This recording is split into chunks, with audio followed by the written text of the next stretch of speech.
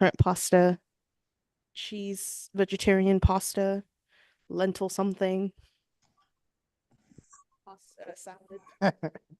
I'm sorry, I'm trying to remember. Mama, feel free to get you some food, man. He's already there. Very good. Well, looks like here. All right, all right. Can't hear Khalil quite as well as Alvin. You can't hear me quite as well as Alvin? Oh, is it on? Maybe I should turn it on. Is it on? No. Right. Maybe I should turn it on, Stephanie. There, that's why I'm virtual for you. There you go. Thanks, Stephanie. Appreciate you. I can barely get the microphone on, Stephanie. So, okay, all good. Well, welcome, everyone, to this iteration of the formation of the Community Land Trust. What are we calling this session, Alvin? What is our October membership meeting? This will be our second or third October membership meeting. Second. Yeah, the second membership meeting. Second membership meeting, and we slow but sure still moving along. Before we get started with our actual program, let's just ground ourselves first, and always something we haven't been doing regularly, but probably should do. In one of our CLT facilitators recommend that we always pay homage to the land that we're on, and where we are, not just the city of Indianapolis or the state of Indiana, but this land at one time was inhabited by indigenous cultures, indigenous people. I believe they say in this particular region, the Miami Native tribe, Shawnee and Choctaw, I think Potawatomi, yeah. And I think Choctaw, so Delaware as well. And so we pay homage to those and any other those who came before us, who shed blood or tears on this land for us to be here. So take a moment to pay homage for those spirits. All right. Grateful to have everybody here. And we're in Suite A of the Kepler Alchemy Center Incubator, right here in the corner of 38th in Illinois, in the heart of Indianapolis. This is our space to incubate, not just businesses, but it feels like we're incubating all kinds of things in this space, ideas, the CLT, amongst those things now, things to come. In order for us to do this work and continue to do this work, and for other organizations to do this work, we have to say it, whether you do it or not, we have to say that every day and every time. Please donate.kepler.org. Just have in case you forgot about it, thinking about something, here we are. Always support this organization and organizations just like this. So again, welcome. Before we get started, I was thinking about a good way we're going to check-ins, another grounding exercise that we can do. You can do it right here, sitting in your chair. You can, whether you're standing up or whatever. And this is for those of you who are familiar with any I'll say neurological exercises that help quell the spirit and quell the angst. This is one of those scanning activities, and it's called 5, 4, 3, 2, 1. So here's how we do this. So it starts off with first just a deep breath, and then I'm gonna give you some directions to go through. So let's all start first wherever you are. Maybe sit up straight in your chair, get yourself together, and take a deep breath. So the first one is 5, and what I'd like you to do is to look around with your eyes and notice 5 things. You don't have to mention them, but just place your eyes on 5 different things in the room.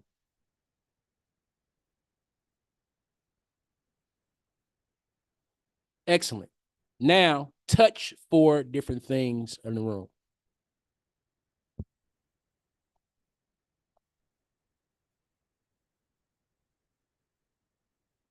Now, listen for 3 distinct sounds in the room.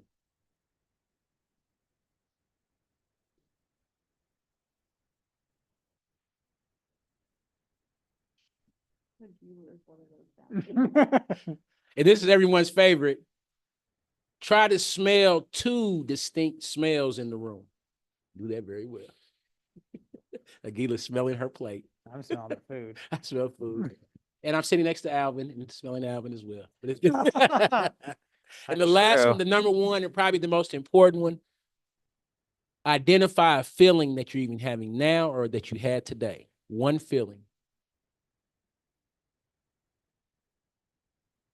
And that is an exercise along, people deep breathe, they move around, they do yoga, but that is called scanning, and actually a body scan where you take a moment to check in on yourself and the environment around you. So that's the way we get ourselves grounded. So once again, for the third time, I'll say welcome to our second That was really nice, Chloe. thank you. Yeah, good grounding to second iteration of the meeting. A couple ground rules. Let's please make space for each other. I think the primary ground rule that we being really successful is respect. And then you have to determine what respect is in this space. We think the number one respect is to listen to each other, allow each other to speak. So as you step forward, or someone steps forward, maybe you take a step back and allow them to complete their thought and whatever they have to say and share. Plenty of space for everybody to get in everything they have to say. There's something floating across the screen, right? Okay, that is our Oh, slide. and we would also love to, if you are decent and in a position to turn your cameras on, we're looking at the Please do. TV, we could see you. If you're decent. Yeah. We're in a position, no pressure, but we love to Absolutely. see your faces.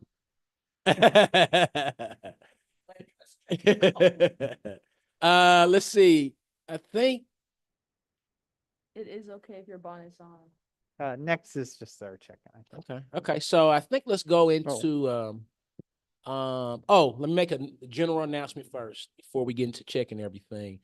Initially we had studied, this was the meeting that we were going to do the lottery pick for the 4 community members that would be selected to participate in the home buyer choice pilot program.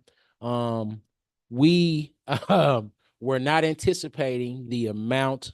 We had a feeling, of course, around housing, there was going to be a lot of attention, but we had no idea that we would get over 1,000 applications, hundreds of people submitting their information. And just to be honest, we're humans. And so we are working through elements of our process. And to that end, we were not prepared today to be able to facilitate that drawing in an ethical, full way to make sure we're doing our due diligence, provide everybody with the necessary scrutiny examination of their application. And just to be fair, we decided to postpone that until we are ready. We have communicated. I think you all are familiar with Nicholas Johnson, who is the legal counsel, community family member of the Kepler Institute as well. And he is taking on the task of going through and reviewing each of those applications to make sure that we have done our due diligence. So we've done our due diligence to fidelity to make sure that we have completed the process and scan and examine and scrutinize everybody's application to the fullest. And so hopefully, ideally within the next couple of weeks, we'll make an announcement to re-establish the date and time for that drawing, the community lottery drawing. So with that being said, first of all, are there any questions? Let's make some space. Any comments, questions from anybody in here or online? Stuff in the chat? All right, stuff in the chat. Okay. Hi. Okay, I think we're good. Yeah. Anybody on Zoom, anything to share, making space for anyone there? Oh, well, everyone there. There we go. All right. So I'll pass what am I doing next? Oh, check-in. Check-in. Yeah. Check in. So I believe if you all can see our screen right now, I think our J. Rude's playing We're getting an using echo the now. slide with the slides. What'd you say? There's an echo now. Oh, sorry. Is that better? Nope. Is that better? No. Something happened right when you started sharing the screen. I'm not sure. Maybe there's sound coming through the share screen feature too. How's that, Steph?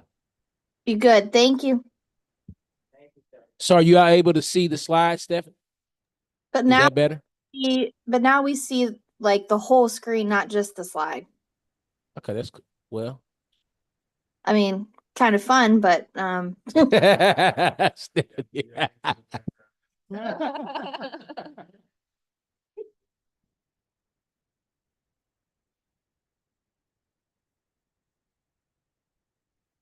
Before we get into the check-in, let me shout out people in the place to make sure we do that. I want to I do this first to make sure I give accolades, acknowledgement to the back end. You don't see what's going on, but for us to have this amazing microphone set up, camera set up, the Zoom room going, got the slides going. Shout out to Nas and J. Rue, 2 members of our KI marketing media team. There with you in the Zoom room, the CLT aficionado herself, Stephanie Gallardo, Zoom to be there to provide support, resource, and facilitate any questions and anything else. Here in the space with us, Alvin Saint Sawango, another CLT aficionado. To his left is Zalalam. To Zalalam's left is Aguila. And they are all community and family Kepler leaders in the space. And then to my right, was Mr. Mamalo from Africa, my child, who's being forced here against his will. And I'm Khalil Africa, family community member, board member of the Kepler Institute. And there's Mama Lo down on the scene. Okay, so the check-in works like this. We are very relational, as you can tell, even in this delivery. If you've never been on a meeting before, I think you have. You see, we're very human-centered, and the way we articulate that and show that in real life is through checking in with each other. And check-in is just a simple process, which we ask 3 basic questions. The first is, what is your color? That is on the slide, which best describes the mood, how you feel today. Number on a scale of 1 to 10, how you feeling today? And lastly, today's question is, what brings you here today? We initially were going to open up the breakout rooms, but it looks like we have enough attendance to do that right here in the space with each other. Excuse me. So without any further ado, why don't we get started? I'll go ahead and start with the check-in, and then we'll pass it on. We'll start. You can popcorn it inside the room or into the Zoom room. So I'm going to be take mine and popcorn probably into the Zoom room. My color for the day is green. My number is 8. What brings me here today is lots of things. 1, continue opportunity to build relationship with people in the space. 2, a member of Kepler Institute. So I'm here to try to help represent the Kepler Institute and also learn more about how this grows. 3, good way to spend my Wednesday evening. So that's what brings me here And today. for the food. I'd like to pass it to someone inside the Zoom room, and that would be Veronica Hamilton. And also feel free to introduce yourself a little bit too. One of the Please. goals is really to get to know each other tonight. Oh man, Thanks, you put me on the spot. Okay. My name is Veronica Hamilton, and I work at Merchants Bank in Indiana. And I love working with Kepra. We've had a couple projects we've worked on together. I'm super excited to be a part of the CLT so far. My color today is a little gray, if I'm being honest. I've had a lot of personal stuff going on lately, so just trying to weather that storm, but it feels like gray skies. And I'll give my mood a 5, kind of in the middle. Well, Veronica, I just want to say that, and feel free. This is a space. Share however you want to, if that would help. You don't have to. Oftentimes, when we do share, we don't take that lightly. If you tell us a 5 and number gray, we at least have to ask you. If you want to share, space is open. Anything you want to do at that time that may be cathartic or helpful for you, please take the space. When we're in a little more intimate space, we try to take that time and park it right there and say, "Hold on, Alvin.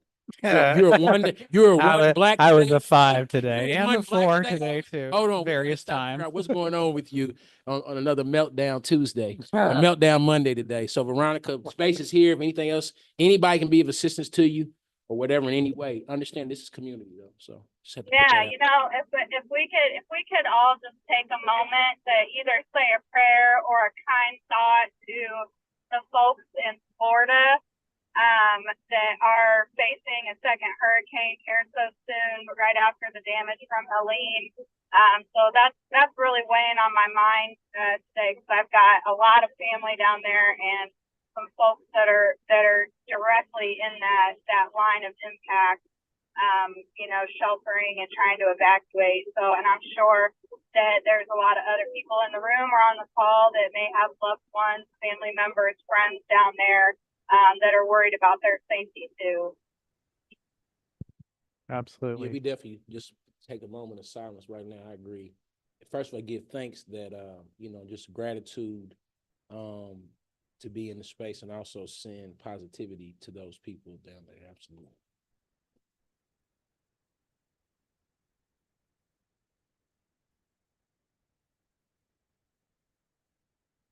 Thanks for that, Veronica. Thanks for the acknowledgement as well. Very important. You want to pass to somebody, Veronica, somebody else to go? You know what? I'm in the car right now, so I cannot Got even it. see who's on the call, but I'm gonna pass it to Alvin because I know There- him.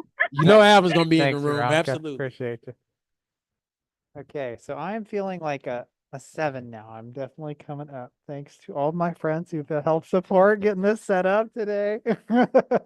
I'm here and I'm like, was the big deal? We're just hanging out and talking to each other. Like, oh my God. So color is emerald, and what brings me here today? Family, community, and journey together. So again, this project and really all of our lives in some ways, we've never done it before. So we're learning as we go. So definitely appreciate all of y'all being here. And I will pass it to Salome. Thanks, Alvin. Feeling like a light green. I'm a 7.75. What brings me here? Probably the fact that I want to push myself on a regular basis. And I have to face it, but also the fact that I want to learn more about what it takes to pull something off like this. So my personal development and watching my community develop is why I think I'm here. Oh, who I am.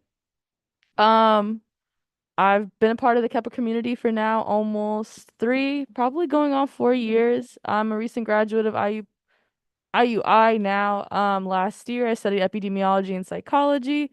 So health equity is my passion. This is like my community and my homies and family and friends. So I just be here. Oh, we have someone else joining us. I'll pass it to Aguila. Hi, y'all. My name is Aguila. I am part of the Kepler Institute. Um, Khalil so wonderfully introduced me. Feeling like a green 8. And what brought me here? Is that the checking question? Yes.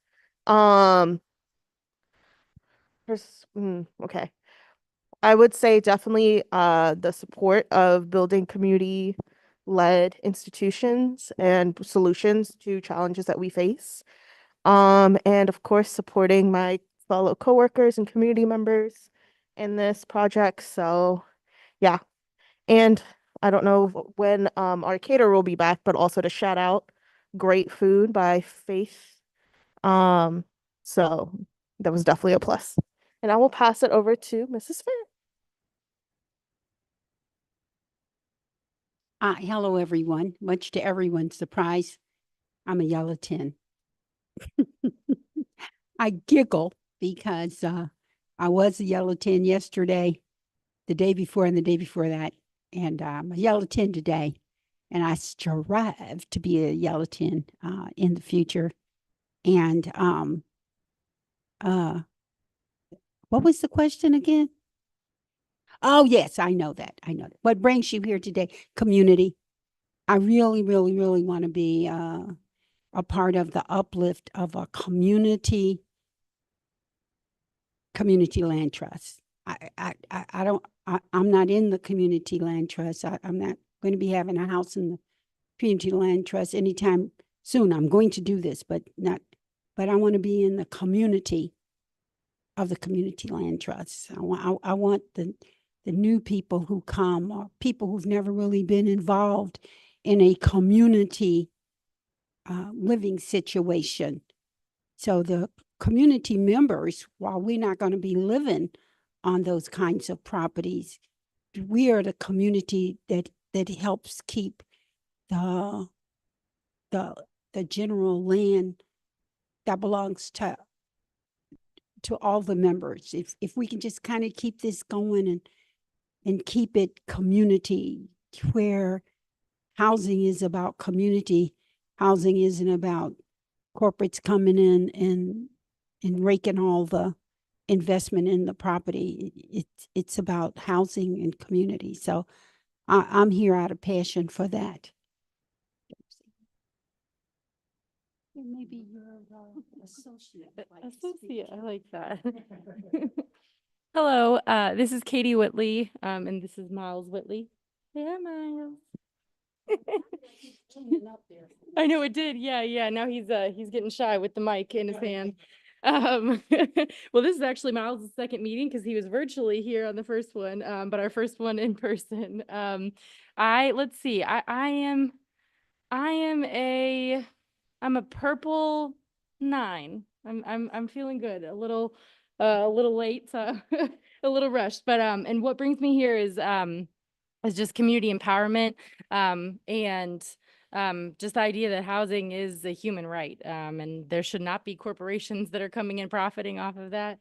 In my day job, I'm dealing with sort of the reactive part of the housing crisis and poverty crisis and racism crisis, and so really here to learn about how to be more proactive and be involved in that.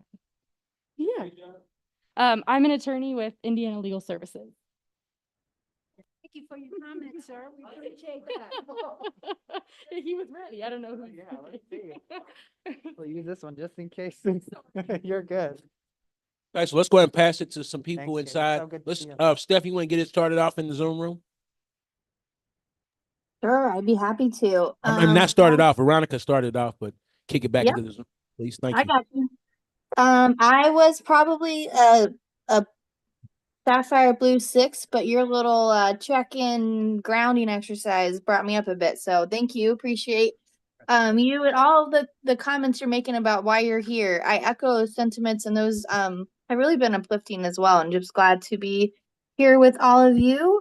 And I will pass it to LaShonda. Thank you, Stephanie. All right, guys. I'm LaShonda McKinney.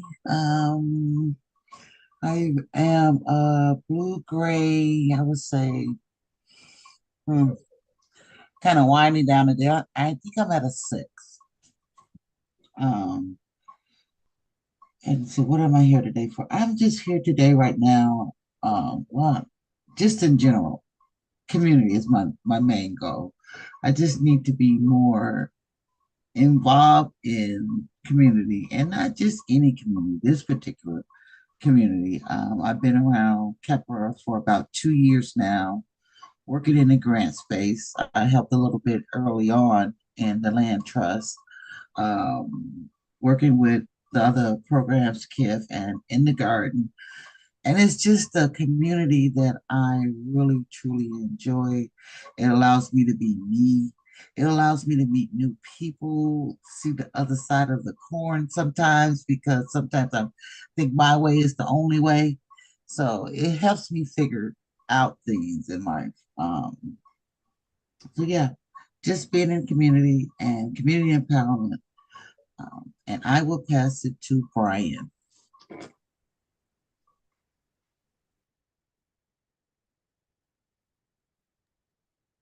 Hello, is my microphone working?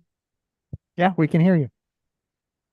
Okay, so I'm feeling an orange 7. It was about a 5 earlier. I got stung by a bee, which was quite quite a way to start off the day, but feeling good now. I'm here as my first meeting with the ICLT, so I'm just here to learn and help out any way I can. Where were you at when you got stung, Brian? I got stung in Outside? the back. I was actually driving, which made it even worse. Wow. And you're on your face somewhere or No, just on my back. It came in back? through Just back? my Oh open wow. window. Wow. Okay. Wow. Well, bees are still living then. That's good. We need bees in the ecosystem. So Awesome, Brian. Thanks for joining us. And we actually do have Faith is back and happy to talk about her catering and the food tonight. And introduce yourself too. And we also did a check-in. How you feeling today, 1 to 10? Your mood or color? What color would it be? And what brings you here today? Okay, I am a 10. I had an amazing day today. And I would say I would say turquoise is my favorite color.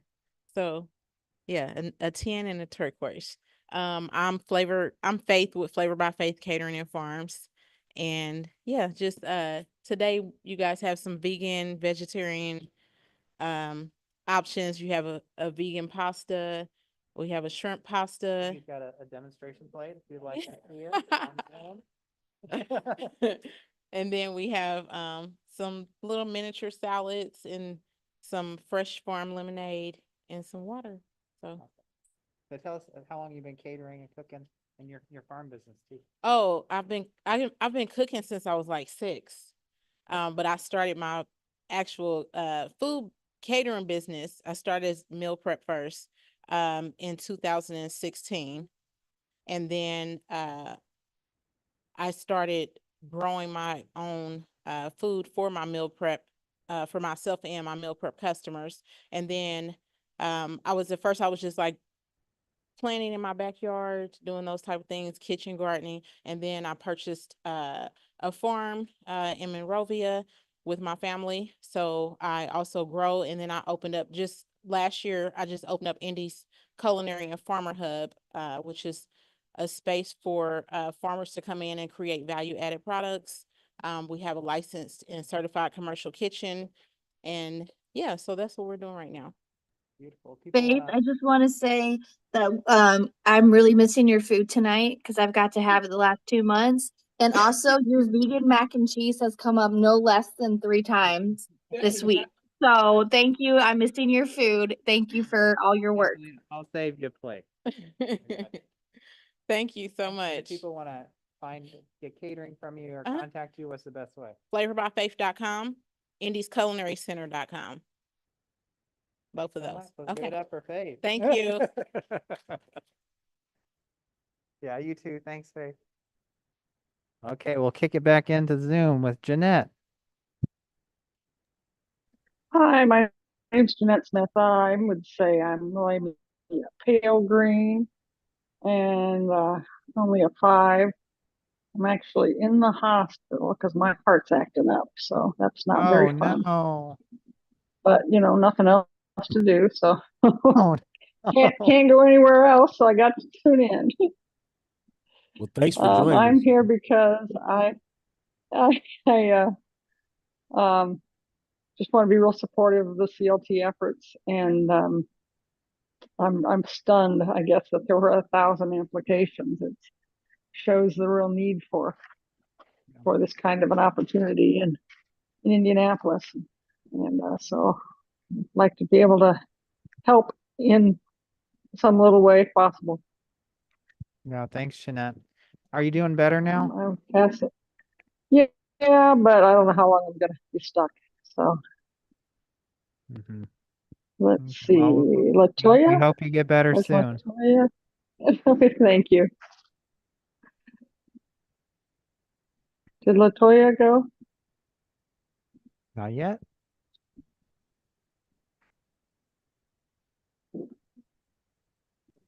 Hello, hi, my name is Latoya Lee. Sorry, I'm driving. My color today, I would say pink. I am not there today because I am a cancer patient. I had chemo yesterday. I would say I'm about an 8. I'm having some of the side effects from my chemo yesterday, but it's still not getting me down. But I'm here for this program because I feel like this is a great organization. Prior to my cancer diagnosis in May, I was working full time in a PRN job to save money to purchase a house before my lease was up in November. But because of my cancer diagnosis, I've been pushed back, and my patient navigator was able to tell me about this program. So hopefully I can work with this organization next year once I finish chemo, radiation, and surgery. So I'm excited about the program, and I just want to learn more things about it. Awesome. Thanks, Latoya. Yeah, you're welcome. Thank you. By the way, the food sounds amazing. Oh yeah. And then we'll pass it to Sherry. Okay.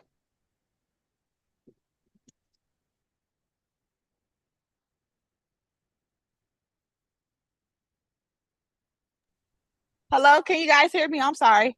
Oh yeah, we hear you. Loud and clear. Okay. I was I was driving, but I am now walking. So I know we're talking about a number and a color. So I guess I'll say I don't really have a favorite color, but I guess I'm feeling green. I'm gonna say green since I'm outside and I'm looking at a whole bunch of trees. My number, I'm gonna say a 5, only because I was hoping that the lottery would happen today. So I'm gonna just say a 5 for that.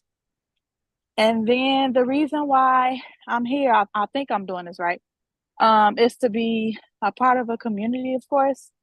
And I feel like this is like education for me because I'm gonna be learning like a lot of new things that I didn't know.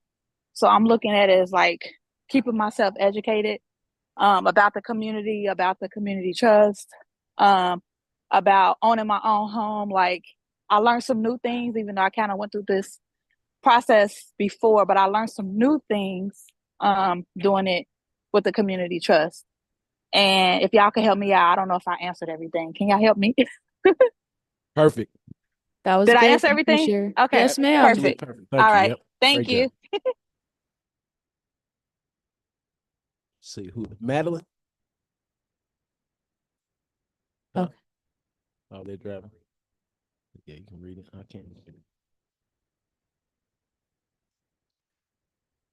I think it says, "Hey everyone, I'm in the car. Sorry, but I'm just gonna do my check-in in the chat. But my number is 4, my color is orange, and I'm here because I care about the housing needs in Indy and have seen CLTs in other cities and wanted to see Indianapolis have a successful CLT as a part of the rest of the housing options in the city.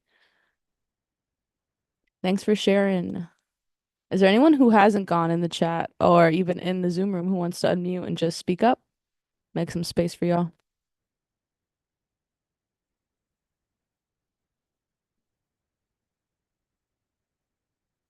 I don't want to miss nobody. This is your chance. Brian, Stephanie, Jeanette, Veronica. Was that everyone? Shonda, Madeline. Okay. I think that's everybody. Wonderful. Well, so now that we've done check-ins, I guess, Jay, do you mind pulling the slides back up and maybe we can just get into what we've got going on or what's next?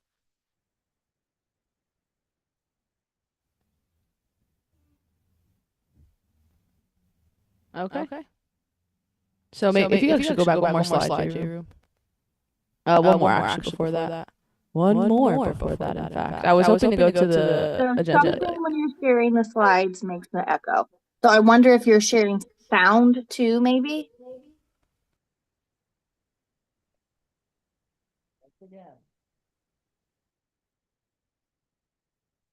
Is that any better? Yes, thank you. Wonderful. Thanks for letting us know.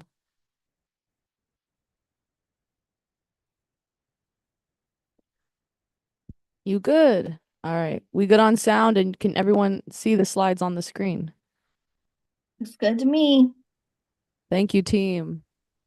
All right, so just a rundown of the agenda real quick. We just went through our welcome, announcements, check-ins, and now we're hoping to get through what is a community land trust, a little bit of history on the Indianapolis CLT. Oh, hey, sweetie. Do you want to go through the agenda? Okay. This baby's too cute, y'all. I'm distracted. What'd I just say? Okay. He's about to become the co-facilitator. He's coming up to the front row. Oh, you didn't check it. Yeah. Okay. Okay. What was I eating? But we're hoping to get through what is the community land trust, the history of the Indianapolis CLT, and really getting into now the board elections and what's next for us now that we made it to this point. So really want to inform people, what does the board of directors do? Maybe go over some of the board roles and skills activities that we can have via Zoom and in the chat, and then hopefully do our closing and schedule our next meeting with the group. So do folks have questions, feedback? There was something in the chat too. I'll try and be astute and make sure every time we go through a slide or two, we'll stop and check if anyone has something to say. So if not, I'll pass it over to my brother Alvin. Thanks, Z. And it's a small group, so we'll try and keep it informal. Just want to give people a little baseline for what is community land trust in case this is your first time hearing about it in your first meeting. So again, excuse us if you've seen this information before. Yeah, for the sixth time. Yeah, for the next time. So next slide. Okay, so this is just a short video we're gonna watch. We'll need to share sound. You have to reshare it. I don't know. Don't put your mics off though.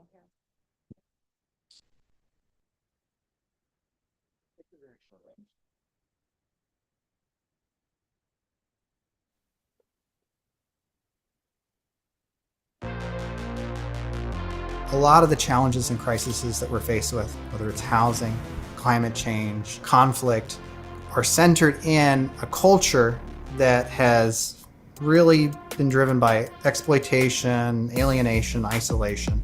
How do we create instruments or tools to get to a different cultural space? Kepler Institute is a community-based organization born out of the Black community, Black experience.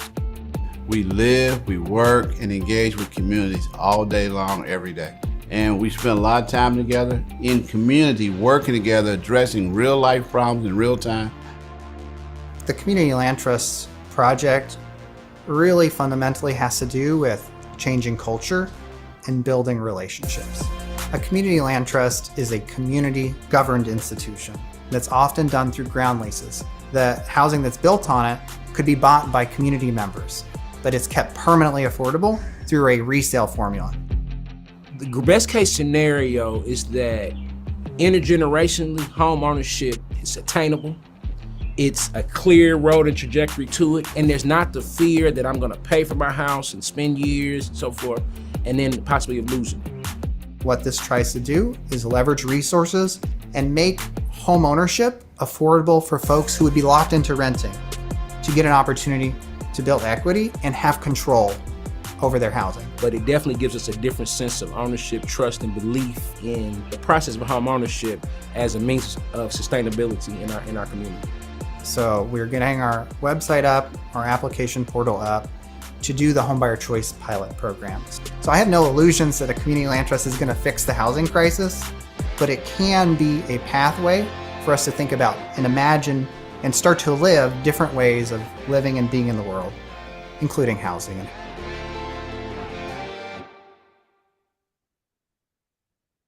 All right. Awesome. So I think so that just gives a little background. I do want to just mention what Katie said, which was housing as a human right is a different paradigm as housing as a financial asset. In some ways, the world that we live in, it's both of those things. But again, it's more about what for us as a community, what is that balance for us and what's more important? Is housing as a human right or housing as an asset? And I think what at least the community land trust tool tries to do is balance, bring those back into some kind of balance. Go ahead, next slide. All right, and this is just a short timeline of our journey. So again, this journey really started back in 2018 when Kepler Institute first learned about community land trust at a conference. Our friends Andy Beck and Wildstall approached Kepler about this organization, national organization called Right to the City that focuses on tenant organizing as well as community ownership of land and housing. So Kepler Institute joined Right to the City as one of its members. There's about 80 members around the country who do different kind of work in their community around those issues. 2020 to 2021 was really when we founded the Homes for All Indy Coalition, which many of you have been to those meetings monthly. Now we do them on Zoom and have combined it with this meeting now that we've launched the Community Land Trust.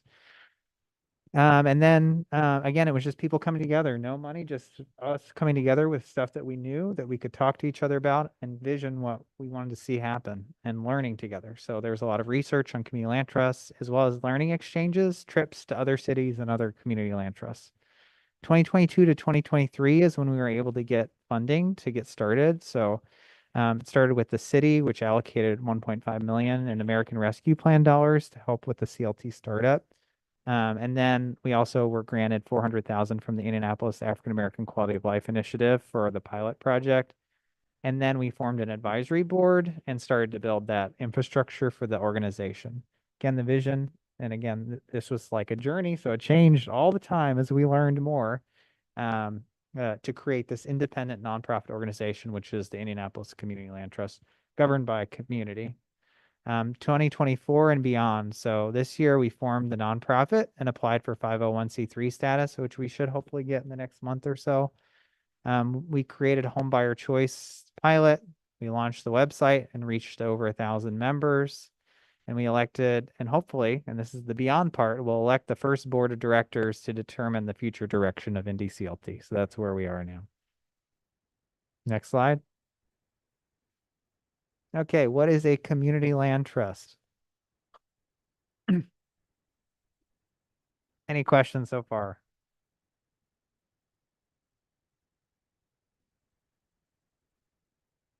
Okay, let's play the video. We're going to just play the first 9 minutes of it. Unless people have seen it and want to skip it. If so, let us know. We can skip it too. But I think there may be. Kensington Market is one of the most culturally significant neighborhoods in Toronto. It's a chaotic mixture of over 30 different cultures expressed through its shops, artwork, music, and food, all crammed into a 4x4 block area. Squeeze all of Toronto's cultures into one neighborhood, and it might look like this. How did it happen? Well, it all started with immigrants moving here and saying, "F you to zoning bylaws." In the early 1900s, Jewish newcomers moved here and began to open stores in their Victorian houses, selling everything from produce and milk to deli meats and live chickens. In the following decades, the neighborhood welcomed wave after wave of new immigrants, including Italians, Ukrainians, Afro-Caribbeans, Jamaicans, Hungarians, Portuguese, Indians, Chinese, Koreans, Vietnamese, who also said "F you to zoning bylaws" and also set up businesses in their houses. And over the years, this law-bending melting pot of cultures proved to be an ideal home for other renegade groups as well, like queer artists, hippies, and punks.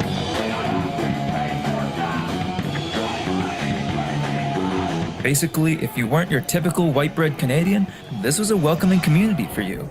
Today, this history has made Kensington Market a beloved neighborhood that symbolizes Toronto's diversity and entrepreneurial spirit.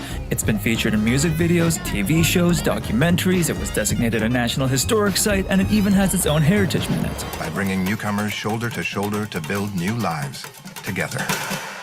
The reason I bring this up is because Kensington Market is changing, and not like in the ways it's changed before. People love it today, which of course means so does the real estate and tourism industry.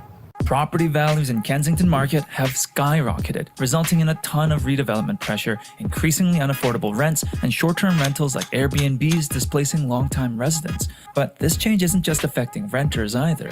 Commercial rents have sometimes tripled overnight, leading to many historic small businesses and grocery stores closing to make way for trendy shops, restaurants, and way too many weed stores for some reason. There have even been proposals to introduce a Starbucks, a Loblaws, or a Walmart here.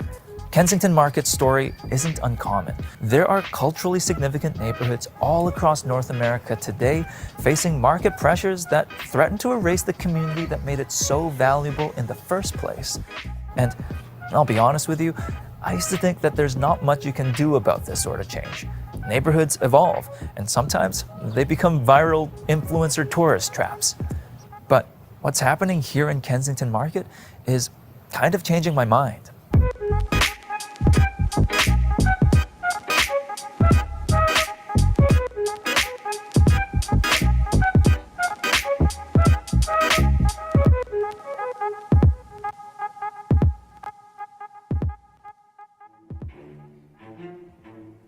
Our story starts here, 5456 Kensington Avenue. In 2018, this property was bought by investors to be turned into a weed-themed Airbnb, and the 12 tenants living here were given 3 months to vacate the building. But this is where the story takes a turn. You see, there was a ton of pushback from tenants and the broader community about this eviction, which pressured the new owners to eventually put the property back up for sale. And that is when a nonprofit group called the Kensington Market Community Land Trust bought this building. Today, 5456 Kensington Avenue is owned by this nonprofit organization who manages the land and building and guarantees its long-term affordability. Okay, great. We saved one property, but that's just a drop in the bucket. What about the rest of the neighborhood? What are they going to do? Buy up all of Kensington Market? Well, Kind of. You see, the main reason why Kensington Market Community Land Trust exists is to acquire properties in Kensington Market for the community. Whenever a property comes up for sale in this neighborhood, this organization will make an effort to acquire it, rather than see it sold off to another private buyer. And with each new property, the Community Land Trust gains a larger and larger voice over how their neighborhood changes. In fact, they're currently working on more properties right now, like this parking lot at 25 Bellevue Avenue. The plan here is to use that land to build non-market housing. But this isn't just happening in Kensington Market.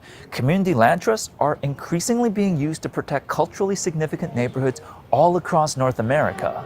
Take Boston's Chinatown, the downtown east side in Vancouver, the Bronx in New York, Toronto's Chinatown, San Jose, Harlem, New York, the Parkdale neighborhood in Toronto, Logan Square in Chicago, Atlanta, and many, many other neighborhoods. People are forming community land trusts to acquire properties in response to real estate pressures.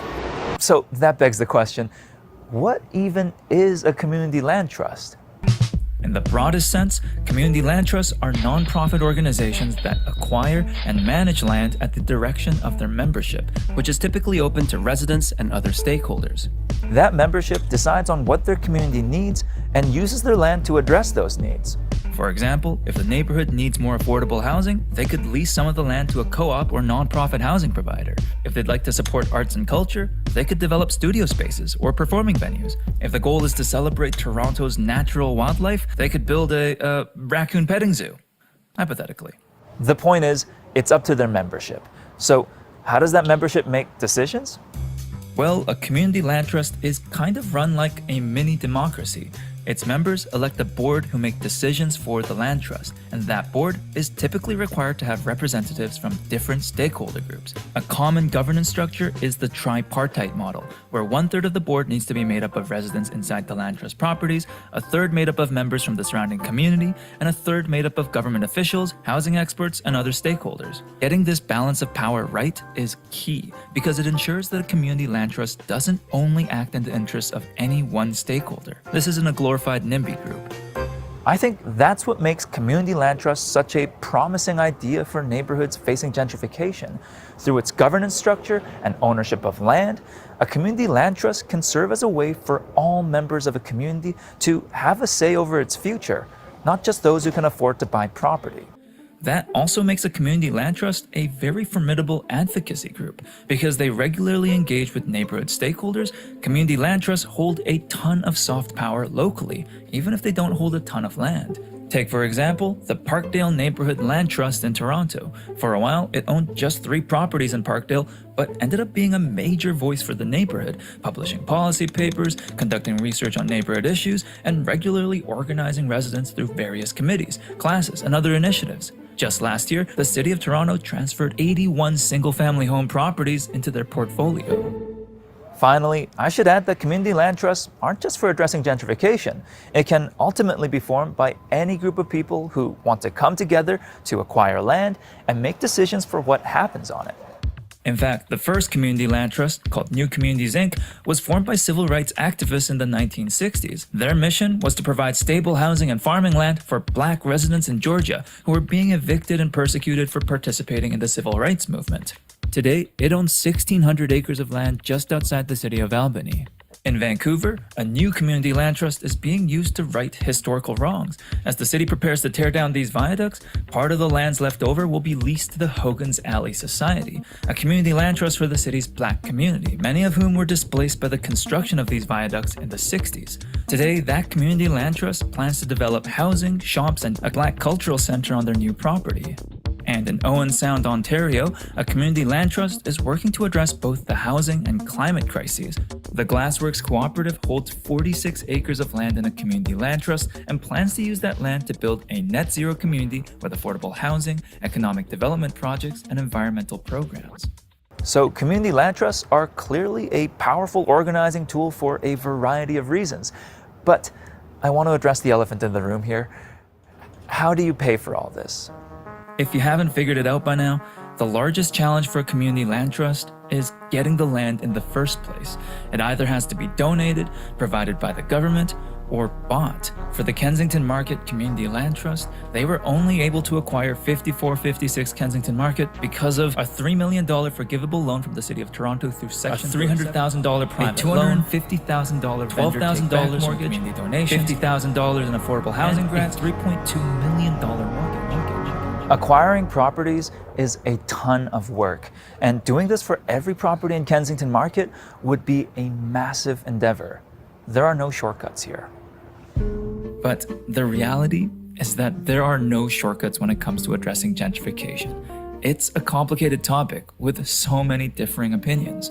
While Kensington Market and other culturally significant neighborhoods are valuable to so many people, preserving that value is often at odds with the private real estate market that they're a part of.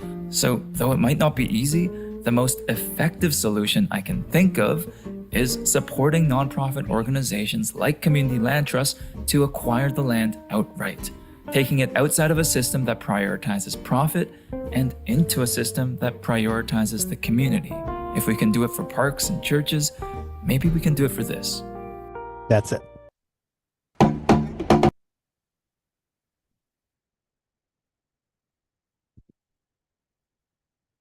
Just want to give some space to folks.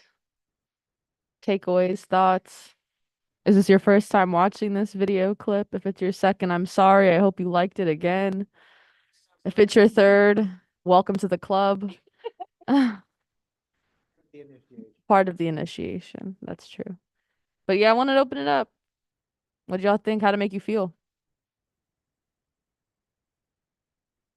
I know half of us are probably driving, so you were listening, perhaps. But if anyone's in a safe place and wants to unmute and share, I'm not gonna pick on nobody. Okay, I'll put myself out there again.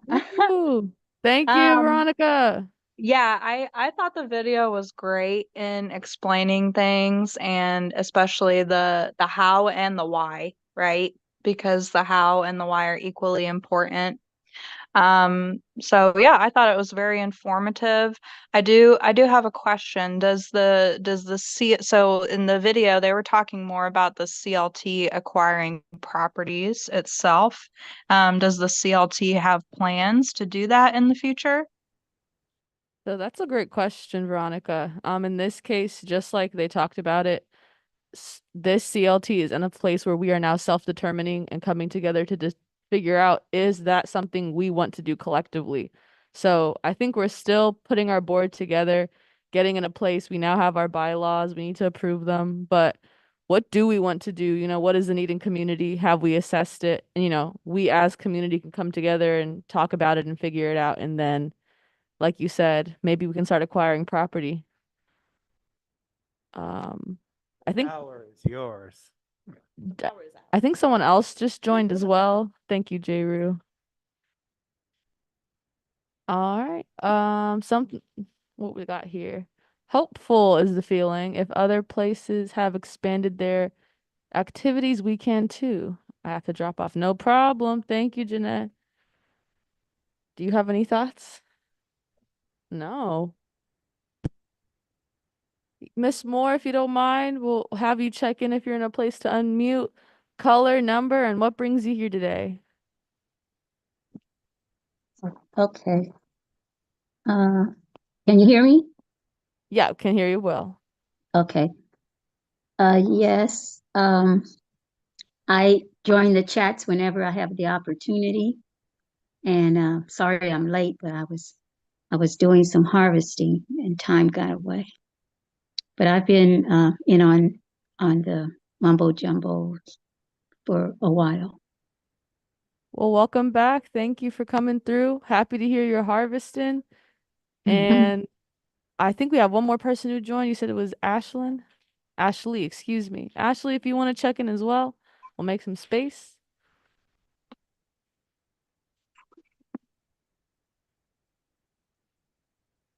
If you're not in a place to unmute, feel free to drop in a chat if you're driving or just need a second too.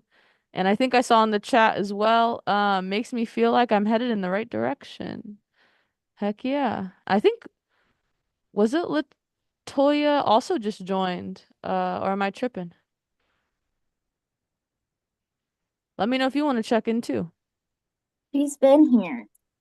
Okay, then I am tripping. Wonderful.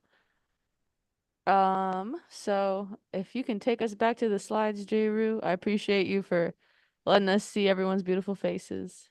I think to also respond again, just to reiterate Alvin's point, and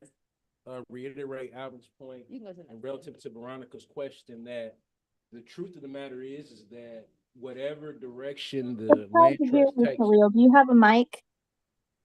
Yeah, I do. It's on. Is this better? Uh-huh. Thank you. Thank you, Stephanie. I was just saying that it's kind of piggyback on Zalalam's answer and to further expand on Veronica's question about the potential to buy property. I think that question is just the question of the hour. The land trust can take whatever form that the community, the people that become a part of it, take it. One, and it starts here in this conversation with development of a board to start trying to move that direction forward. So, great question. Sky is limitless, and like Alvin said, power is ours. Thank y'all again for the feedback, questions, and even your feelings. We appreciate it. And really want to transition now into who is our membership. And I know you heard a little bit about it from that video, but really we want to reiterate community is our membership, and community will always be the stewards of the CLT. So what it means to be a member, this is in my own words too, but building relationships with each other and with the land. I know you heard a little bit about what self-determination could look like in the upper realms of Toronto. That baby up there having a blast on them stairs, y'all. I'm trying not to get distracted. Um but really getting to know each other and the needs of yourselves and your community, and you can only really find that out by working with each other. So doing and being is what it means to be a member. Some of those responsibilities, I put the first one, also a thought of mine, is a commitment to learn. I know I heard some people in their check-ins today talk about this is new for them, or they're pushing themselves to be a part of something and learn and grow and change and transform as people. So that's number one. How do we grow together and learn about each other and ourselves? And two, how do we get to the next step, which in this case for us is nominating, serving on, and electing the board of directors, which our membership does. So you all have the opportunity to nominate, serve, and elect our first board of directors that we're going to be seating. And on the right, I have a couple of things too that they mentioned in that video, or different facets of the CLT that we are able to self-determine based on our need, our resources, and even, our vision and direction for the future, which, could be buying and obtaining more houses, could be self-determining, could be advocating for change within our communities, supporting those who need help, and even selling properties to those who need them, or piloting a program like we're doing now to a limited number of people to learn more. So I'll move on to the next slide if that's cool. And if folks have questions, feel free to unmute, drop them in the chat. I want to hear from you as we go through this. But thank you, Jayru, for dropping the link to the summary in the chat. But we wanted to give y'all access to our bylaw summary related to membership and board elections. Please check out that handout in the chat, download it, add it to your Google Drive, but this will probably be the most compiled piece of information that you need today. I'm going to go over it here on a slide because this is really summed up, but what does it mean to put a CLT board together in its composition? So what we have here, I think like they mentioned in the video, is that tri-part model. We have 15 seats on our board split up into fives. The first group is going to be our general members. These are folks just like you who are under that 80% area median income AMI and residents of Indianapolis or Marion County. In that link in the chat, you'll see what AMI is less than 80% for each member of or your household size. So you'll be able to look there and confirm if you need to get that clarity. The next five will be public representatives, folks nominated by the board. They may have skills or things that we believe are important to us and brought to the table, or even representatives of supporting institutions. Our last five are going to be our least members. So I know you guys are learning about our current program or even pilot where we'll have people living on CLT properties and have a 99-year-old land lease. So those will be people who have own homes within the CLT as part of our board. So got that 555 over there. I'll go on to the next slide. So this is how our board would look at its questions.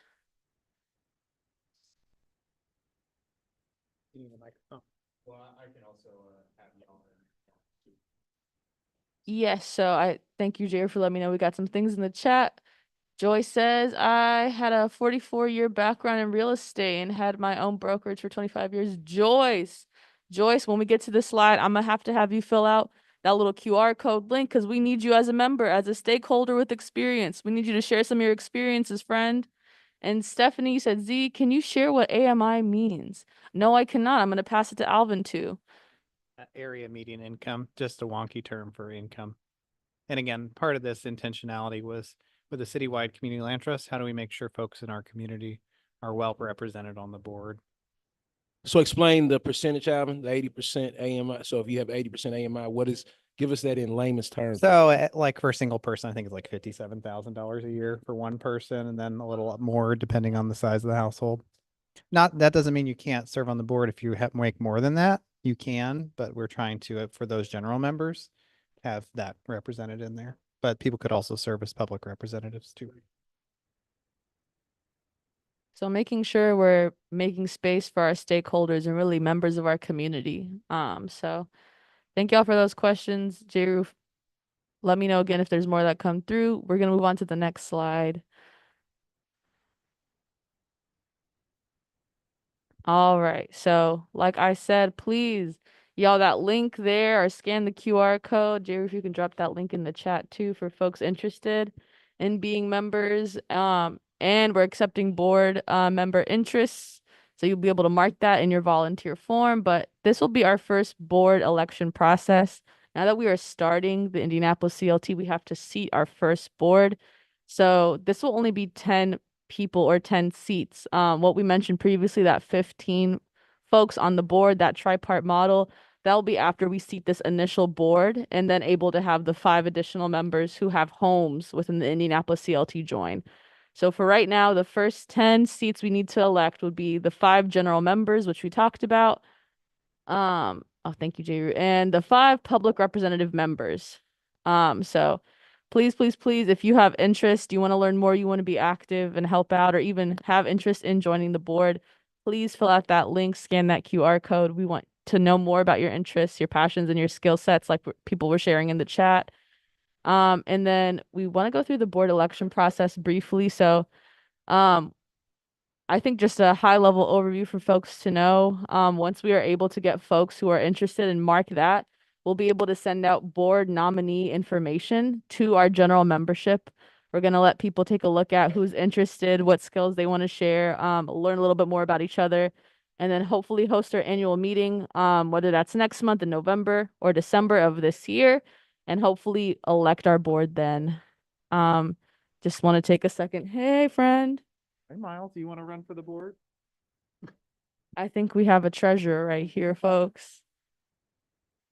I was just juice bottles there. It's good, you know. I was just lemonade bottles. Do we know how often the board will meet? To be determined, at least quarterly, probably monthly. Quarterly, if not monthly right now, but something to be determined by the board itself once they are elected. Other questions that come through, or if folks just want to unmute as well, feel free.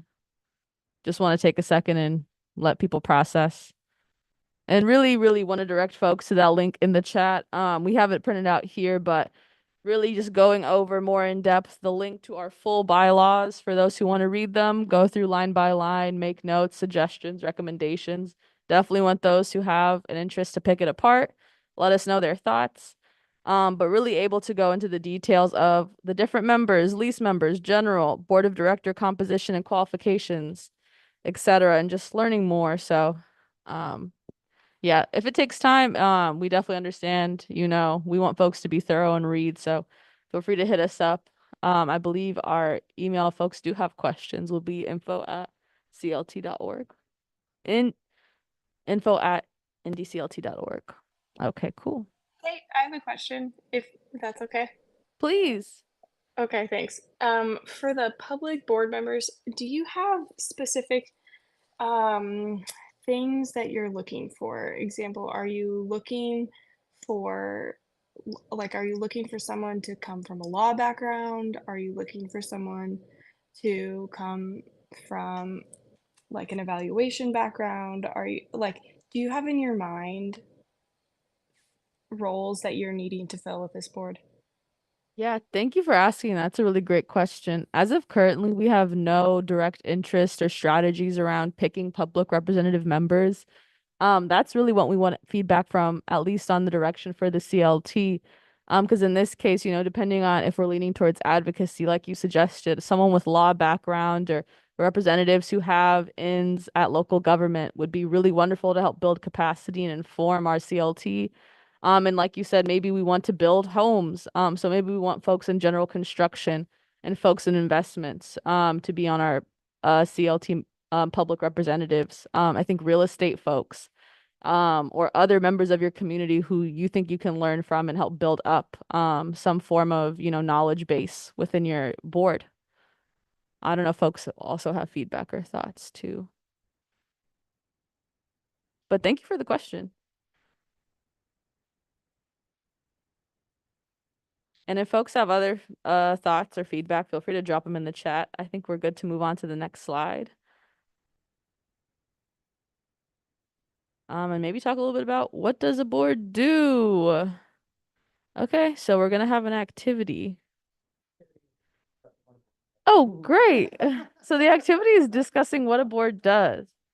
So maybe what I can do to engage my friends here on Zoom is ask, does anyone know what does a board do or have any ideas? I definitely want to hear from y'all. What do your initial thoughts? Drop them in the chat, unmute, shout it out. And Zalalem, let's make the question more specific as well. Start there, and then what do you think the CLT board needs? Was that Veronica who asked the question about the board, the roles of the board? Who asked the question about the roles of the board? Thank you. I That think it'd was be a me. good. Sorry, Madeline. Oh, no worries. Madeline. Okay, no. Hey, Madeline. I think it'd be great to start with the very generic board, and then what do you all think the CLT board needs to do? And what kind of members of the community do you all think need to be a part of that 10 group of 10? I'm seeing we have something already in the chat. I believe Veronica dropped. I think the advocacy piece is going to be very important. Having a strong CLT will help make the voices of the people heard. We need state and city level policies to support the initiatives. I'm so sorry. I'm reading from such a distance, but thank you for sharing your feedback, Veronica. I agree. It's definitely a big deal. She said advocacy. Okay, I agree. And then I saw J. Rue go back one more time to that. Yes, sir. Thank you. Boards equal make the decisions. Okay, Ashley. We got someone shouting out already what they think the board should do is decision making is one. Okay. Others, thoughts? What do you think like Khalil said, the Indianapolis CLT, what should they be doing?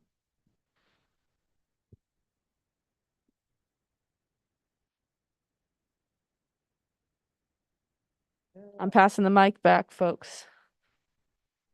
I think thinking outside the box, since this hasn't been done before in Indianapolis, I feel like I'm someone who wants it to be clear like what we're going to do, but we don't have a roadmap. So figuring out what needs to be done, you have to kind of think outside the box and be uncomfortable and ask questions and learn and adapt and be flexible because this hasn't been done. Sure. Right. Thank you for sharing that. I think really what I'm taking away from your feedback is creativity, being adaptive and being flexible. And I'm seeing the chat blow up. We lit. Let me get to read. Oh, I'm about to stand up because this reading's a bit too much. I should have worn my better glasses at this point. Okay. Hold on. All right, we said Aguila, set direction and protect culture and community. Thank you. That's a good one. Stewardship and protecting culture and community. So we got Ashley, CLT board determines who qualifies for the program, determines the direction of the program. So yeah, I like that. Building vision, determining direction for programming is important too. Joyce, we got this has been done here. Oh, is this like as in we are doing this here or okay. So I can was you gonna elaborate type on this that? in the. Oh no, sorry. No, thank you. Please go ahead.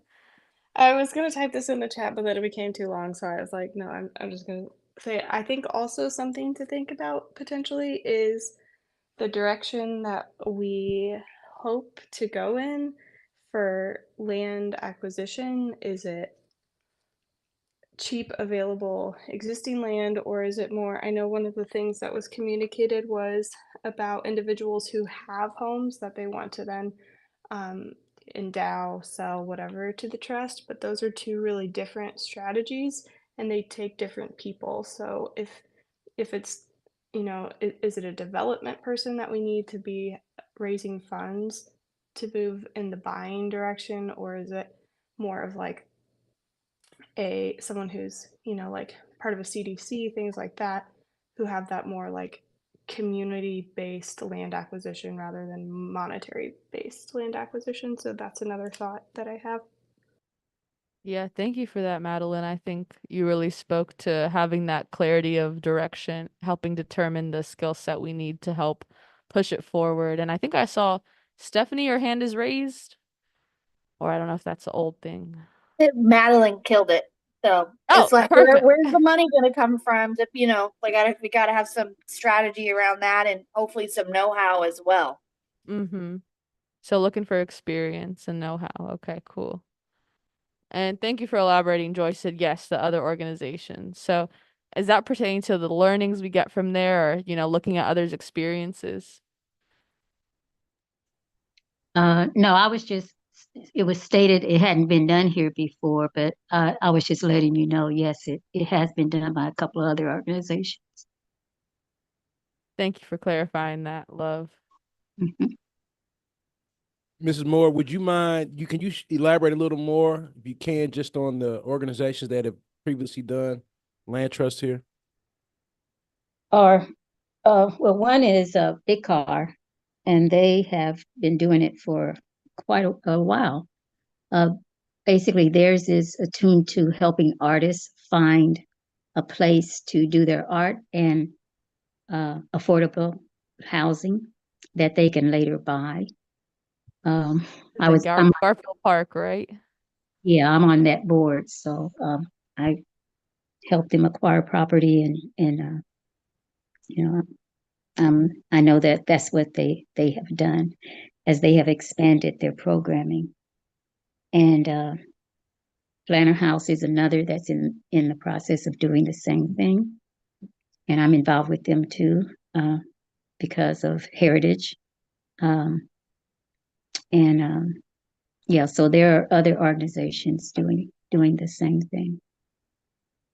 So maybe that too is another facet that the Indianapolis CLT can look into, which is not just partnering, but maybe learning from and sharing experiences of land stewardship. Yep, absolutely. So thank you for highlighting those two spaces and both within Indianapolis as well. So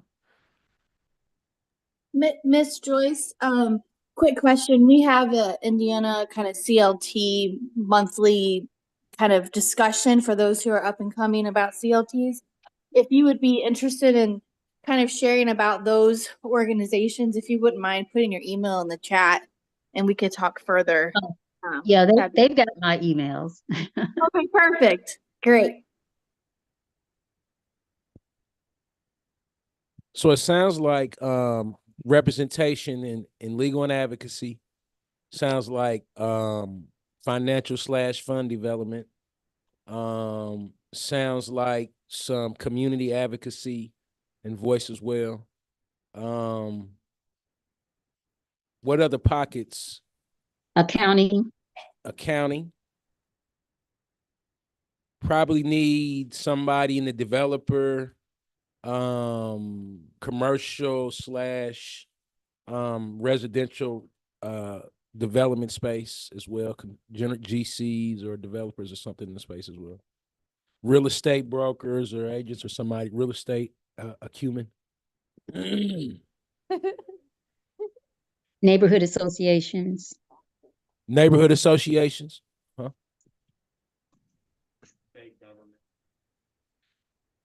State government, city and local government.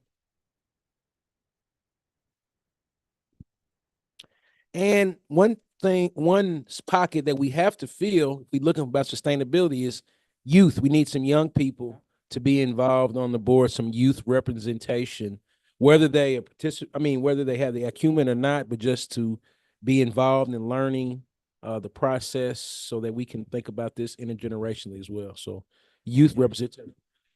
We're already starting very young. Oh, I over was here. just going to say, well, that's what I'm saying. Miles is here now, so we already started. Absolutely.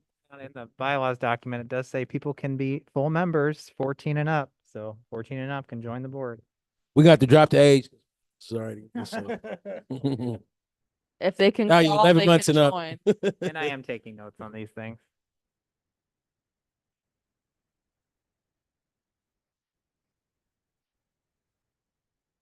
Okay.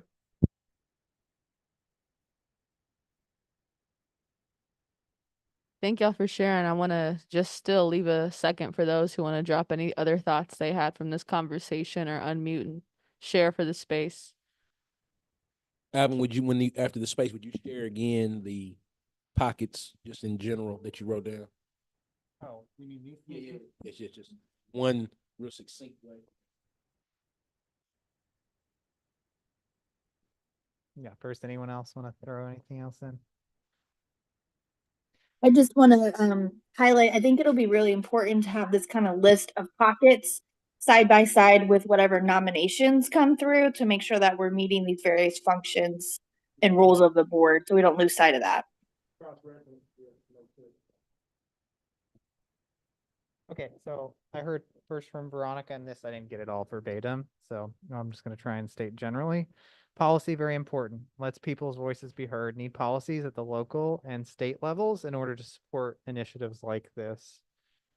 Financial fund kind of development, maybe construction or real estate background, or being able to do repairs. What direction are we going in? So just being comfortable with the idea that this is new to us, so we're going to learn as we come along, and just to be comfortable and figuring it out as we go. Local and state government, accounting, also connecting with other organizations that are doing the same kind of ideas, trying to support community in the same way with land and housing, like Big Car and Flanner House, like Miss Joyce mentioned. Youth involvement, very important, and engage younger people in this. Did I miss anything?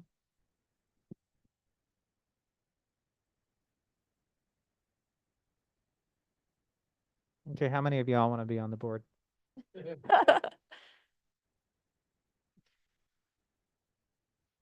Alvin plays too much, Yeah, y'all. kidding. Not really kidding though. Like, yeah, playing, not playing.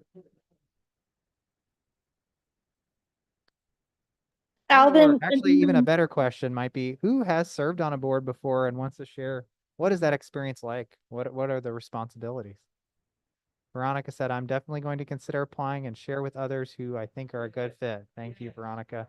And maybe that also before share this with folks in community you think are really great and wonderful and would really stand up and advocate for your thoughts or pieces of this that you think we need. So put it on blast. Joyce, please go ahead. Yeah, I presently serve on several boards, and one National Board American Community Gardening Association. So, and I've created boards before. So if you need some assistance, I would be available. I'm not interested in serving on any other board though, but I would be a support. And Miss Joyce, in your experience in starting and serving on boards, if you had to pick out maybe the 3 most important things that boards do, or even in your experience that you've brought to the boards, we'd love to hear. Well, and I gave a workshop on that too. One of the most important things for board members to understand is they are liable for the organization. And so if you're going to be a part of the board, understand that responsibility. And the board must have insurance for their board members. But it's not just a resume filler, it is a definite responsibility to make sure, you know, you're kind of looking at the organization, making sure they're doing everything they need to do. But if somebody comes after the organization, they're going to be coming after you too. So you need to understand that.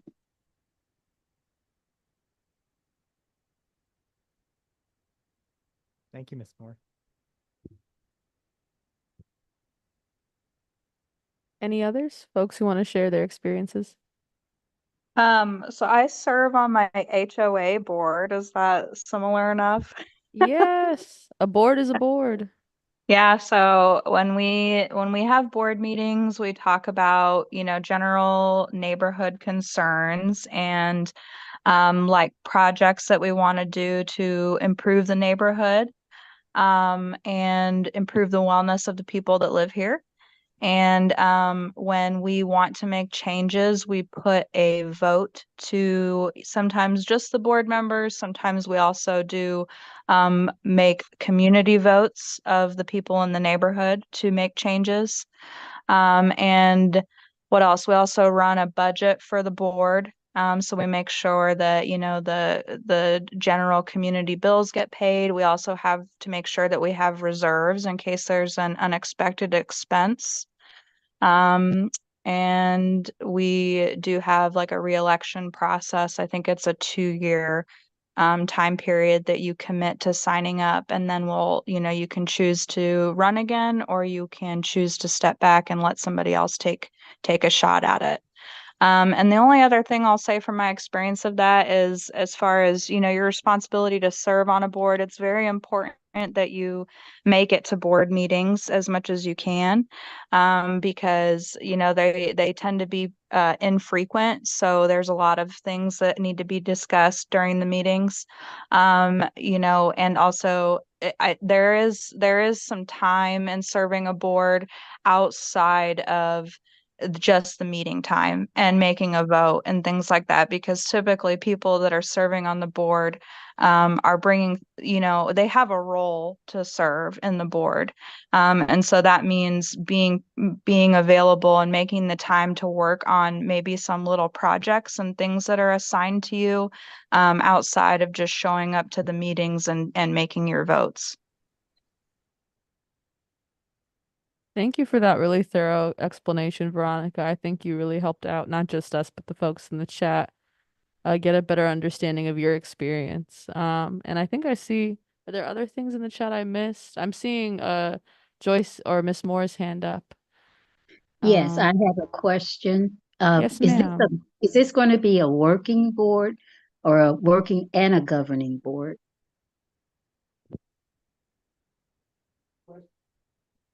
Did you hear me?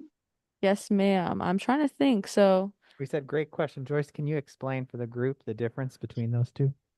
A governing board basically oversees the organization to make sure that they're doing everything right and legally, and and they're who the executive director or the organization answers to the board. That's a governing board. A working board is basically one that does both. They do a lot of the work and that the organization is responsible for. So you know, they do it to keep the organization viable and sustainable. So you can have a governing board that works to make sure all the I's are dotted and T's are crossed and the budgets are met, or you can have a working board that also participates by doing the heavy lifting.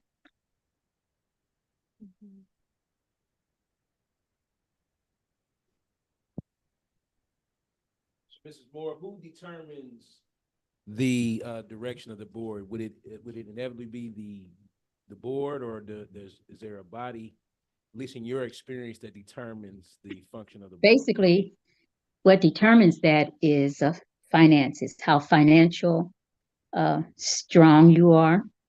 If you can hire people to do the things you need to do, then you don't have to work. You just need to govern. But if you are on a limited budget and you don't have a big staff, and sometimes the board has to fill in as staff, then that's your working board. Yeah, I think it's a excellent point, great information, but I don't believe this is the group that can, well, us three or the people, or this group here can answer that question. I think that would be probably more suited to be answered by, once the board, the people come together, who determine the Right. members of the board, yes, ma'am, determine their role in the CLT. So great question, and thank you for putting that out there. And more importantly, thank you for your wisdom helping us through this. Mhm. I've been on a lot of boards. Yes, ma'am. Yes, ma'am. Done a lot of great work in this city. Yes, ma'am. There might not, I know you said you're not looking for another chair, but we might need just a mentorship position for our board, not a seat, but Yeah, maybe we I would look be for. willing to do that, but yeah. Thank you.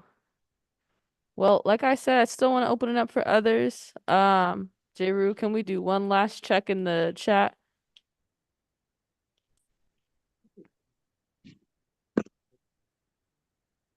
Okay. Yeah, so it looks like there's nothing new right now. I thank you for Veronica because she ate that previously. Woo. And if we're in a good place, I'm thinking maybe we can transition to yes, Veronica, you did do that, girl. Um, maybe we can transition to maybe what we're hoping to get done in our next meeting, try and figure out when we should schedule it for, and maybe talk some logistics as a group. I don't know. Back to the slides, I think is where we have some of those. Okay, wonderful.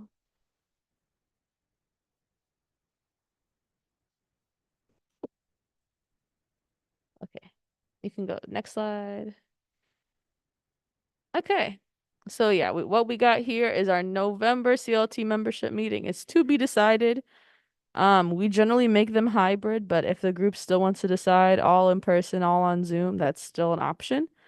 And really wanted to get some feedback from folks here. Is this a good day or time? Do Wednesdays at 6 to 7:30 or 8 o'clock work? If not today, maybe are we feeling Mondays? Are we Tuesdays and Thursdays, people? Fridays? And maybe what should we discuss at our next meeting? Thoughts from this conversation that push us into next month, or things to be determined? Really just want to get y'all's thoughts.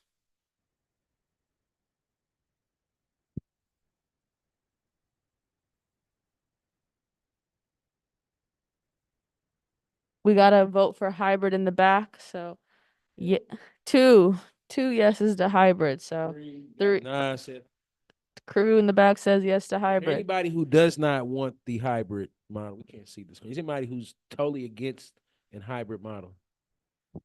We got something in the chat, J. Rue. Agree to hybrid, period. So I'm hearing that we have some consensus around her. Okay. Others on the idea for Wednesdays at 6 o'clock. Would earlier in the day work for folks? Would maybe later in the evening? Is 6 right on time for some people? 6 o'clock. This is Sherry. 6 o'clock and after is good for me because I'm at work, so I was able to jump on this after work if that makes sense. Yes, ma'am, it does. Okay. Having both options for Zoom and in person is good. Wednesdays in the evening is perfect. Okay, so hearing a lot of consensus after 5 and 6 sounds good because people work, and Wednesdays are a pretty solid day so far for folks. Awesome. Any feedback from y'all about your thoughts on this meeting, how that maybe translates to next month, what we should talk about, what you think these people, by these people I mean us, what we should be moving forward. I would be curious on what Mrs. Moore says, based on the information she has in this space looking now, what would you suggest are the next steps in if we were trying to expeditiously formulate a board? What would you recommend being the next step, Mrs. Moore, to do that? I would recommend that you have people understand the responsibilities, their individual responsibilities of serving on a board, and uh, give them some information on what their obligations would be. I have a follow-up to that. Would it be helpful to look to other CLTs? Because there's like a few different CLT models in different cities. So would it be helpful to look across a few different cities and just see, like, are they focused more on like the actual community, like co-op style housing or different things, and then put together these are the um, board members they have, because usually it's online and you can see for a lot of organizations who their board members are and what their role, like their job is. And so that can help us kind of formulate like, okay, well, every single CLT has got someone from finance on their board, and like half of them have someone from government, and whatever. Would that be helpful? Because that's not a hard thing to do. I think it would be better to come up with your own based upon your own environment and neighborhood and circumstances, because copying someone else's may not address all the needs that you have. And it's okay to look at what they do, but it needs to be specific for your environment, situation, neighborhood, and such. Thank y'all for that feedback. I think both perspectives, getting out and getting research on what other folks in our community are working on and making a good assessment of what our needs are here on the ground as well, for our direct communities too, can be part of that determination process. So it sounds like, and I don't know if people have the time, capacity, or bandwidth to do some of that research and exploration prior to. I'll make a recommendation that if we don't, then you use the next meeting to perhaps do some of that research and time. That would actually prolong the process, but to use this, Mrs. Moore recommended governing and working, use this as a working meeting if there isn't time prior to then to accomplish that. And I think that research is two parts. I think, as Veronica suggested, the first part of the research is to look around and see what others are doing. And as Mrs. Moore has stated, the second part is an asset-based approach where we determine what assets are in the space and what the needs, local needs are from a board perspective. Okay, thank you. Monica said, how is the information about the CLT being promoted to general community members? How do we get more people, to join/pay attention? And then Ms. LaShonda said, hybrid Wednesdays at 6 sound good. They would like to discuss types of board governing or working for CLT. Have to hop off. Have a good night. What was LaShonda's piece? That is good, talking about the type of board. Okay, and governance pieces. And Veronica looking at how is the CLT being promoted to the community, and how do we get more people to join in the conversation and pay attention?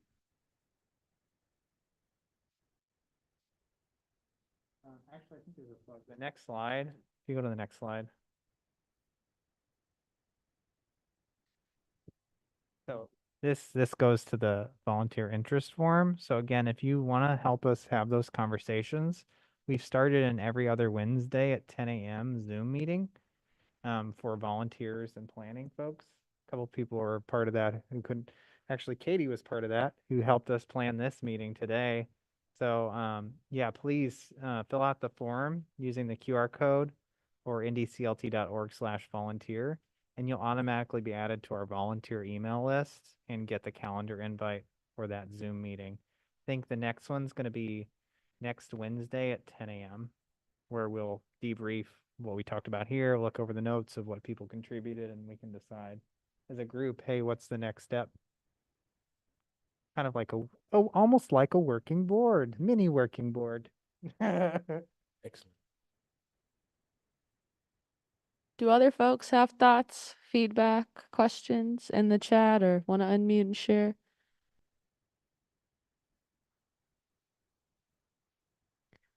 Alvin, I'll give you a second to summarize your notes, but maybe we can quickly list out what are some of the thoughts for folks to consider, or folks who sign up and show interest to help facilitate next meeting's session to be about. Yeah, I mean, I've generally heard people said hybrid's great. Even then, that Wednesdays at 6 are a good time and day for people. Mrs. Moore said we should understand as board members, understand individual responsibilities of serving on a board, give some information on what their obligations would be. Madeline asked if it'd be helpful to look at other CLTs in other cities and what positions they have on their boards. And again, Joyce expressed the idea of tailoring it to our community needs as well. Veronica said, how are we getting the word out? How do we get more people to pay attention? I'm guessing that's something that we can discuss. She's talking about discussing in the next meeting. And then LaShonda talked about, let's talk about what kind of board we want to have, a working or governance board. Yeah, I just have one thing. I think that the next meeting we should try to accomplish, if it's possible, a timeline on or some kind of structure to formulate, what are the dates that there are some dates that are sensitive to the board development and all that. So I think we should incorporate the structure of a timeline into the formulation of a timeline into the next meeting. Okay, so I heard Khalil say timeline for board, basically the annual meeting and board elections.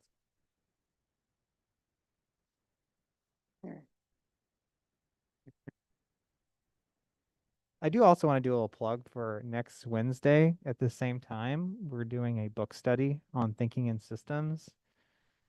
Jerry, you want to talk about that? And I do think it's relevant for the housing thing. Hey, beautiful people. So this is Jayru in the back, running tech. Good to be here with everybody. It's been a pleasure hearing everybody talk about the CLT and helping to move it forward. So appreciate you all being part of this community. So yes, to Alvin's point, next week we're going to be talking about Thinking in Systems by Danella Meadows. And a lot of that conversation is going to be based around, a lot of the issues we face as community is rooted in systems that are much bigger and much more expansive than any of us as individuals. So how do we understand the systems that we, run our lives through? How do we understand what they're made out of? How do we understand how we can influence and control some of these systems, and then ultimately work to change the world and change the nature of our communities for the better. So definitely come through if where you're running into challenges that you feel are just a little bit too big for you to conquer on your own. You can come through and learn how to conquer them alongside others. And the housing space is an excellent example of some of the systems issues that we are looking to discuss at this meeting. So, food systems, housing systems, education, transportation, all of these various challenges that community is running into. How do we address and understand them? So come through next Wednesday, 6 to 7:30. It'll be a great time. It's going to be myself, Jay Rue, one of our other next gen leaders, Chinyelu Imra Africa, and also our executive director, Imhotep Adisa, facilitating that discussion. So come through for a good time.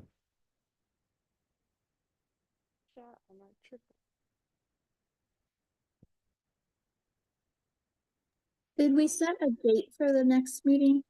Or No, we have not set a date for the next meeting. I believe now, for those who sign up for the volunteer and note on the interest board, they'd like to help plan and facilitate these meetings, can take the feedback from today's session and hopefully send out some available times and schedule for next month's November. Hopefully, like we said, on a Wednesday or evening night after around 6 p.m. We'll get feedback from folks as well. So you'll be hearing from us soon. But I want to thank y'all again for your feedback, your time, your dedication, and really your commitment to putting in the work to figure this out with us, because clearly we want to see something different happen. But Do you want to say bye to the folks? You can be our send off. You say bye. Good night.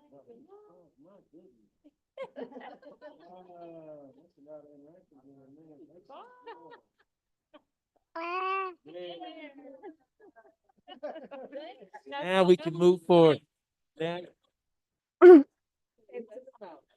Okay, we can Thank y'all. We'll be seeing you again soon. Bye-bye. Talking very well at 11 months. The next executive director of the Indianapolis CLT, folks.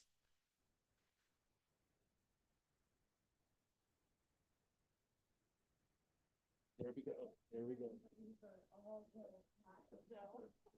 Is he coming?